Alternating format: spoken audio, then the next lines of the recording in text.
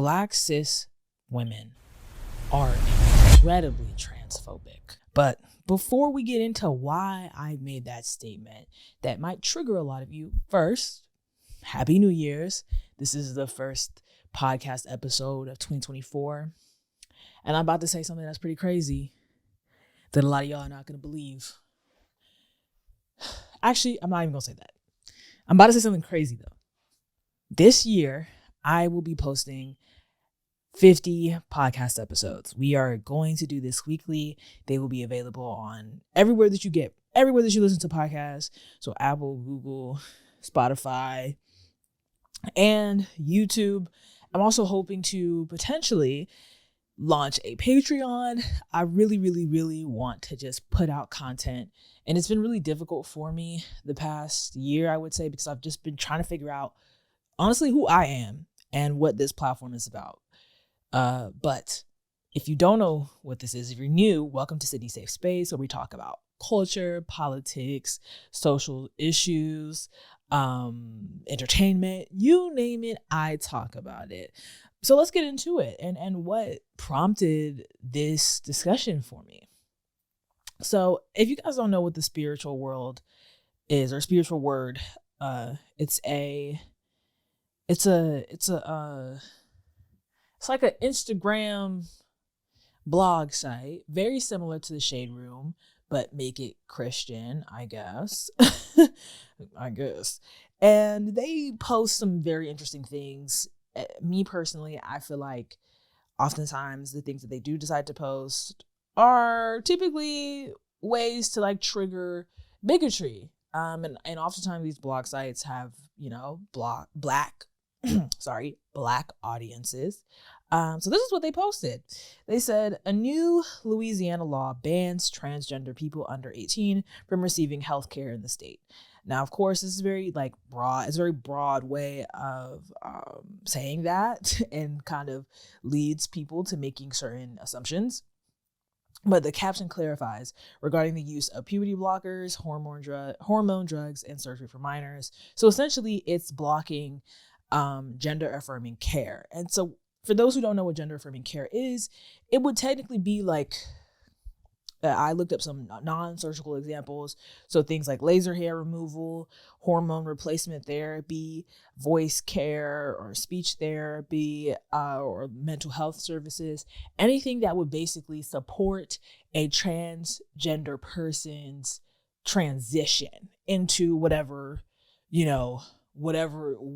gender they're transitioning into. So basically any type of healthcare that supports that would technically be gender affirming care. So in the state of Louisiana, people under 18, trans people under 18, do not have access to that care. Okay. And child. We'll get into it. We'll get into it. But it's Ann Lowry, the CEO of Central Louisiana AIDS Support Services, who says something that I feel like really encapsulates how I feel about this, right? So basically she says, I don't know what makes legislatures believe that they're better equipped to determine whether or not a child should be able to access proven life-saving medical care, and that parents should not have the right to participate in those decisions with a healthcare provider, right? So the assumption is that when a child transitions or is transitioning, that their parent, and they are trying to receive care, that their parents are cool with that, right? Are supporting that. And so for a state legislature to decide that, we don't think that's okay. Do you guys not know the precedent that sets? Is that not clear to y'all? Because I can explain it, and I will explain it. Essentially, you have a legislator deciding what you can and cannot do with your body. And who, in my personal opinion, they don't have that right.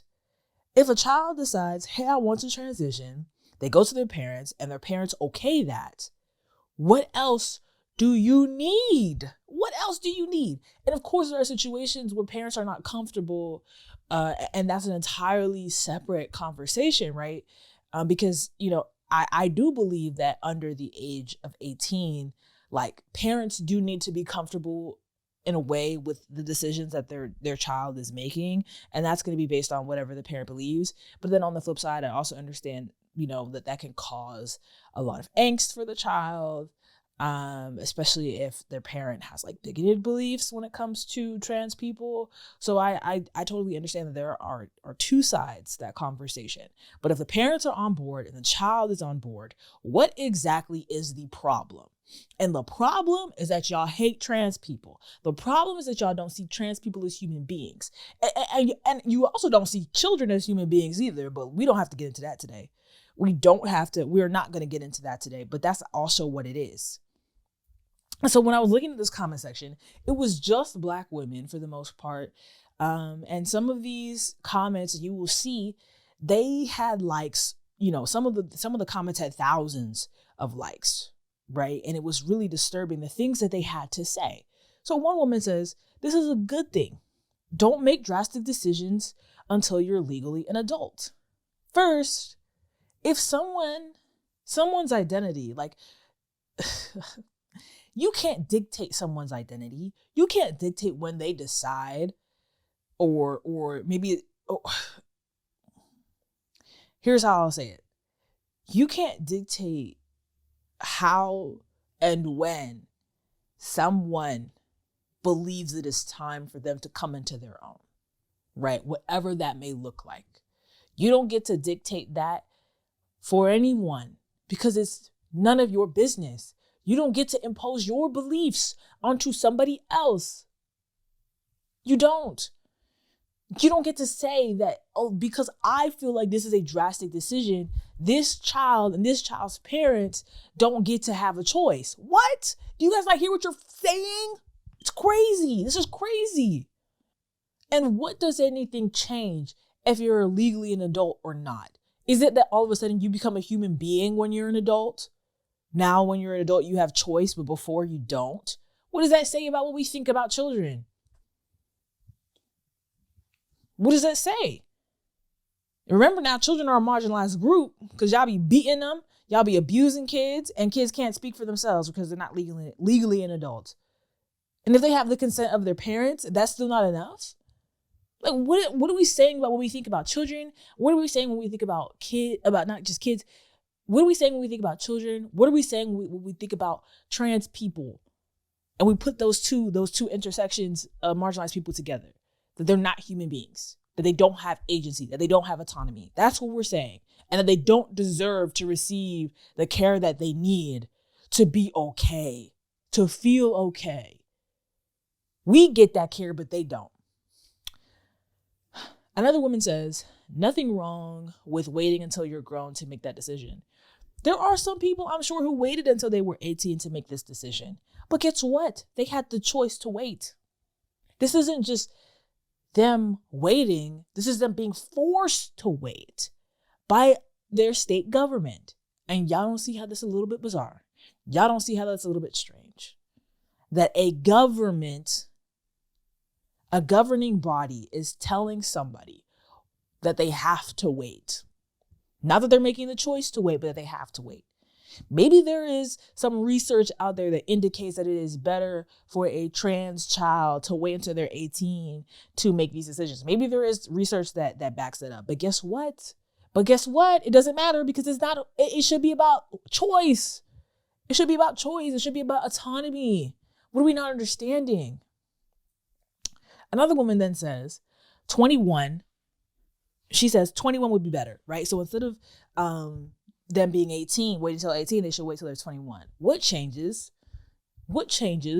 Please explain to me what changes. I really don't know. I really don't understand. So let's make them wait longer to have access to the care that they need to feel good, to make them wait for that.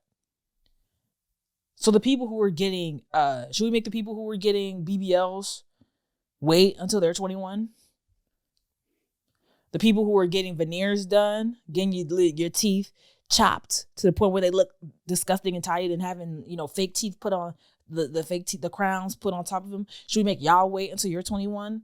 How would you feel about that? You wouldn't like that. No. You wouldn't like if your autonomy and your agency was taken away because of what some people thought. You wouldn't appreciate that. So why is it that a trans person has to wait longer? Why? Explain that. You can't. Then another person says, and this is the last comment, they basically tired of people transforming. Ooh, she said transforming. Isn't that crazy? Underage. Be legal to make your own decisions. Sounds about right. Again, this is your opinion. This is your opinion. This is not something that should be dictated by legislatures. Because guess what? And this is what I will say to cisgender Black women, because we don't have a group of people that we can punch down onto. Not really, except for trans people. That's the group of people that we can punch down on, right? Because they are extremely marginalized, right? They are a small group of people.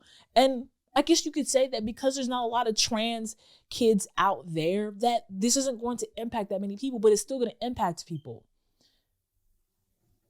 There are so many people who have opinions about Black women, negative opinions about Black women, right? And if those opinions were imposed onto us via a state legislature or via the federal government, we would be furious. We would be furious. We would be marching in the streets.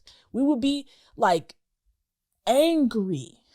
But then we turn around and we support a state government, an abysmal state government. I mean, Louisiana is this trash state, and we're being quite honest. I mean, I don't know what they're doing over there. Well, actually, I do know.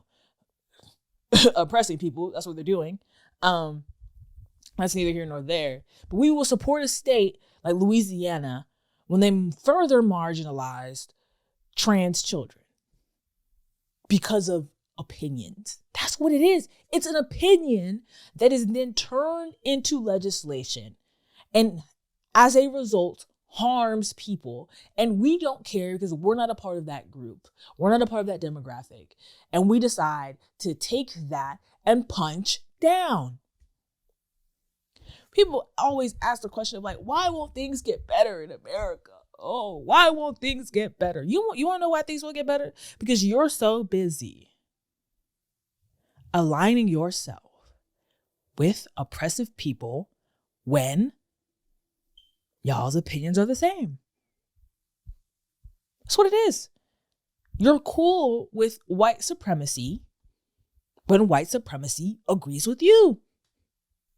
But then when white supremacy says that you're not a human being, you get upset. And naturally, right? But the reason why things don't change is because you're not consistent. There's very few people who are consistent. And the lack of consistency is the reason why marginalized groups are still experiencing disenfranchisement to the degree of which they're experiencing it. Here you are kikiing in the comments about how trans kids are not old enough to make these decisions for their own body. But guess what? When women lose the ability to make the choice of whether or not they want to carry a child or not, you're upset. You cannot have two things existing at the same time. You cannot advocate and turn a blind eye to oppression, to one group's oppression, and then be really upset at your own. It's mind-boggling to me. It's mind-boggling. Ooh, Lord. It's so frustrating to see this. It's so frustrating to see this because it is legitimately the reason why all of us are collectively suffering, because we get a kick out of somebody else's suffering. That's the issue.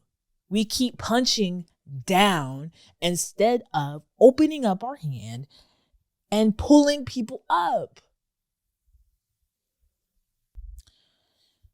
And the struggle that trans people have is very similar to the struggle that Black women have, especially when it comes to our bodies and healthcare and not being treated as human beings. That symmetry exists, right? And you would think that people, because this entire time I've been arguing that people should, advocate with their self-interest, right? Or with their self-interest in mind.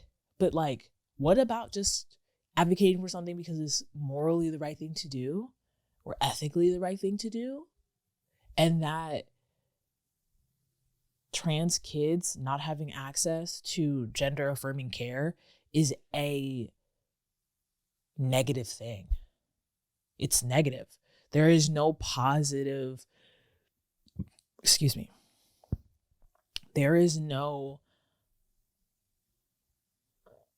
there will never be like a positive framing in my mind of somebody not having access to healthcare or to various forms of healthcare because of bigotry or bigoted opinions that other people have.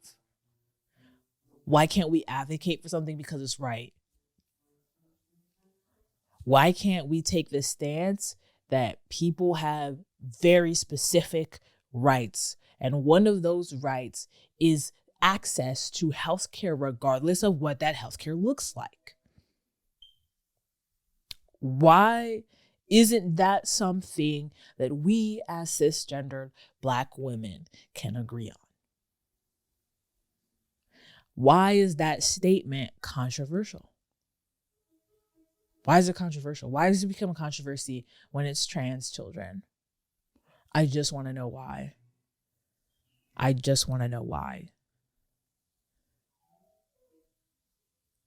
Is it because you don't see them as human? Because you get upset when other people don't see you as human?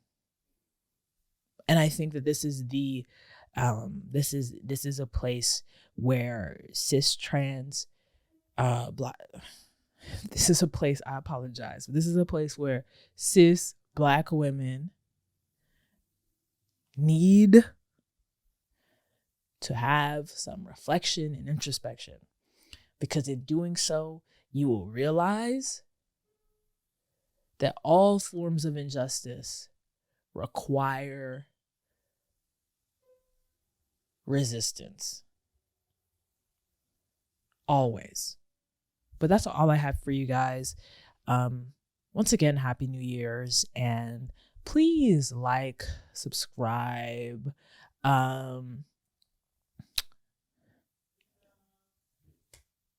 Please like, subscribe, to share, follow me on Spotify, give me 5 stars on Apple Podcasts if you're listening. That's all I got for you guys. All right. Happy